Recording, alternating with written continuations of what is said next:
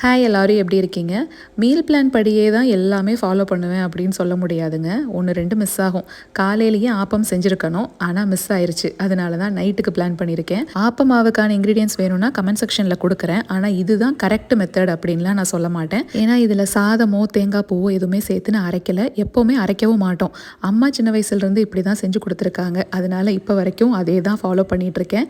வேணும்னா கமெண்ட் செக்ஷனில் பின்டு கமெண்ட்ஸில் கொடுத்துட்றேன், பார்த்துக்கோங்க. தேங்காய் பாலுக்கு சர்க்கரை வேணும்னா சேர்த்துக்கலாம். கொஞ்சமாக ஏலக்காய் தூள் போட்டு அந்த பாத்திரம் சூடாகிற வரைக்கும் மட்டும் நான் அடுப்பில் வச்சு எடுத்துக்குவேன். ஏன்னா இது ஃப்ரோசன் தேங்காய் பூ அப்படிங்கிறதுனால. இப்போ நாங்கள் சாப்பிட்ற அளவுக்கு மட்டும் மாவு எடுத்து அதில் ஒரு பிஞ்ச் சோடா உப்பு கலந்து தண்ணி கொஞ்சம் சேர்த்து ஆப்ப மாதிரி சுட்டுக்கலாம். இரும்பு கடாயிலையும் நான் செஞ்சு காட்டுறேன் பாருங்கள். பக்கத்தில் நான்ஸ்டிக் பேன் இருக்குது, அதுலேயுமே நல்லா வரும். மீதி இருக்கிற மாவில் தோசை ஊற்றிப்பேன் அடுத்த நாள். அதனால தான் சாதம் தேங்காய் பூன்னு எதுவும் கலக்கலை.